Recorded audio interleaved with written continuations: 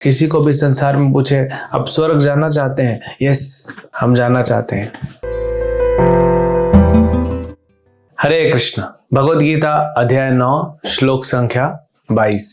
अनन्याश्चिन्तयन्तो माम ये जना पर्युपासते तेषां नित्यभियुक्तानां योगक्षेमं वहाम्यहम्। किंतु जो लोग अनन्य भाव से मेरे दिव्य स्वरूप का ध्यान करते हुए निरंतर मेरी पूजा करते हैं, उनकी जो आवश्यकताएं होती हैं उन्हें मैं पूरा करता हूं और जो कुछ उनके पास है उसकी रक्षा करता हूं। तो भगवान ने पिछले श्लोक में अर्जुन से कहा कि अर्जुन, अगर तुम स्वर्ग जाना चाहो तो उसके लिए भी प्रोसेस है, लेकिन ये बात याद रखना कि वापस आना पड़ेगा।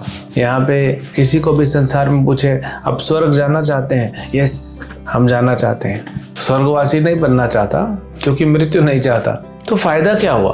प्रॉब्लम हम ये नहीं समझ पा रहे हैं। भगवान जो समझाने का प्रयास कर रहे हैं कि प्रॉब्लम मृत्यु है, प्रॉब्लम इस भौतिक संसार में बारंबार जन्म लेना है। तो असली जो प्रॉब्लम है, जो कष्ट है, जो जड़ है समस्या की, वो है जन्म मृत्यु जरा व्याधि। कि जन्म और मृत्यु का चक्कर ही नहीं रहना चाहिए, उससे बाहर निकलना है। तो भगवान यहाँ पे बता रहे हैं कि जो अनन्य मेरी भक्ति करते हैं, अन्य मतलब इधर उधर ध्यान लगाना। हमेशा हमें स्कूल में, कॉलेज में टीचर कहती पे अटेंशन, ध्यान लगाओ। मतलब आप बैठे तो हो लेकिन ध्यान इधर उधर जा रहा है, वो नहीं होना चाहिए। तो भगवान बोलते हैं मेरी अनन्य भक्ति करनी है, यानी इधर उधर नहीं ध्यान लगाना है। स्वर्ग जाना है, ब्रह्म लोक जाना है, इधर लोक जाना है, इस देवता की आगे भगवान देवताओं की पूजा के बारे में बताएंगे। क्यों? क्योंकि उसमें लाभ नहीं है। आप स्वर्ग पहुंच जाओगे, जनलोक, तपलोक, महरलोक, ब्रह्मलोक, फिर वापस आना पड़ेगा, फिर इसी संसार में आना पड़ेगा। तो फिर क्या फायदा हुआ? कोई फायदा होना चाहिए ना।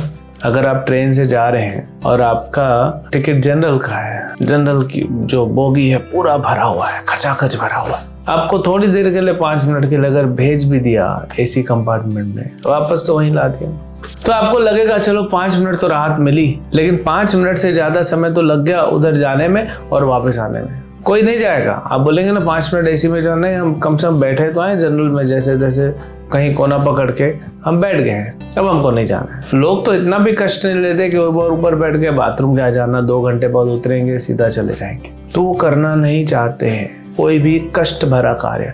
और ये जीव का स्वभाव है, ये गलत नहीं है, क्योंकि हम भगवान के अंश हैं। तो भगवान बोल रहे हैं कि तुम सीधा मेरी भक्ति करो ना, क्यों इधर उधर ध्यान लगा रहे हो, इधर उधर भटक रहे हो, सीधा मेरी भक्ति करो, बाकी मैं देख लूंगा। लेकिन भगवान स्वयं हमको बोल रहे तो हमको क्या चिंता करनी। जब माँ बाप बोलते हैं बच्चे को कि तुम बेटा बस ये कर लो, हम सब देख लेंगे। बच्चे को थोड़ी ना स्कूल की फीस की चिंता करनी होती है, और माँ बाप देख लेते हैं, तो हमको क्यों चिंता करनी है? हम अनाथ थोड़ी है, भगवान कृष्ण है और उनके जैसा कोई है नहीं। तो भगवान बोलते हैं कि अनन्य मनसक होके, मतलब मन इधर उधर नहीं लगा के, उसको क्या कहते हैं? सरल भाषा है। आपने देखा होगा संसार में लोग कहते हैं मैं इसके बिना जी नहीं सकता, मैं इस नौकरी के बिना मर जाऊंगा, मैं इस घर के बिना नहीं जीवित रह पाऊंगा। लोग इतना आसक्त हो जाते हैं, बल्कि भौतिक संसार है, सब कुछ खत्म होना है, घर रह जाएगा, नौकरी रह जाएगी, आप खत्म हो जाओगे। तो जब वो परिस्थिति आएगी कि हम भगवान के बिना एक पल भी नहीं जीना चाहते हैं, वो है अनन्य मनसक भक्ति, वो है अनन्य भक्ति। जब भगवान के बिना मुझे जीना ही नहीं है, मुझे कुछ अच्छा नहीं लग रहा है, एक बेचैनी सी हो रही है, एक रेस्टलेसनेस हो रहा है, ये होना चाहिए। कई बार लोगों को लगता है कि हम भक्त बन गए, भगवान की बात किए बिना या भगवान का नाम सुने बिना हमको अगर बेचैनी नहीं लग रही है तो अभी भक्त बने नहीं है, अभी समय है।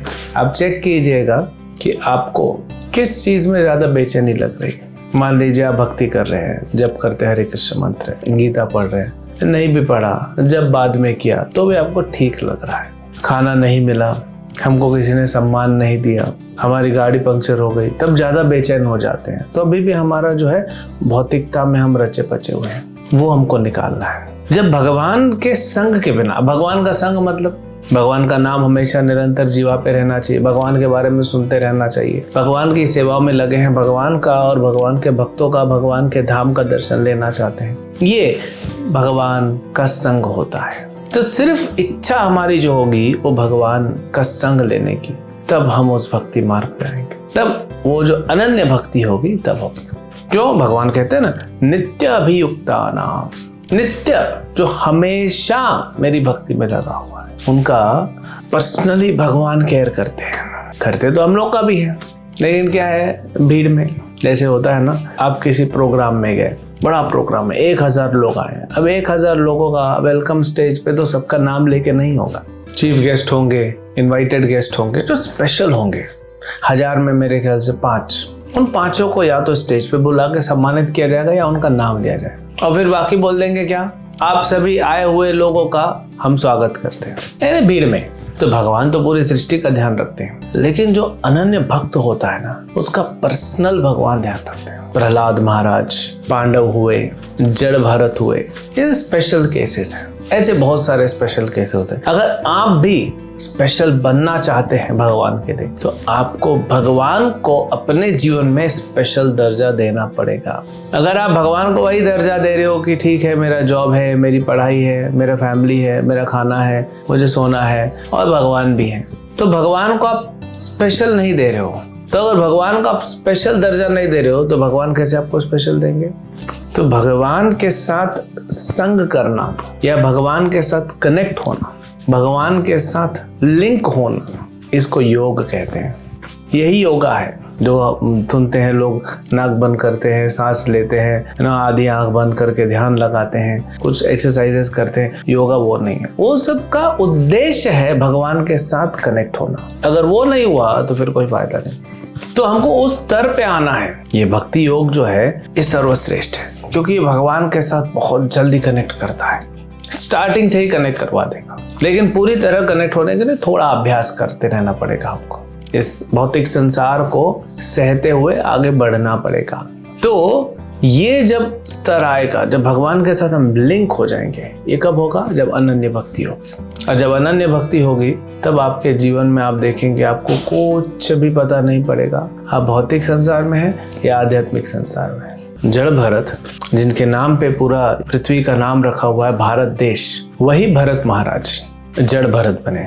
अब देखिए, एक बार अकेले जा रहे थे, कुछ डाकुओं ने पकड़ लिया और क्या किया, बोले हम माँ काली को इसकी बलि चढ़ाएंगे, मनुष्य की बलि चढ़ा देंगे। तो उसको पूरा नहलाया धुलाया, जड़ भरत को तैयार करते ना, जैसे आप घर में फल सब्जी लाते हो, काटने से पहले धोते हो, तो पूरा तैयार किया, तिलक विलक वो सब लाल टीका वीका लगा के।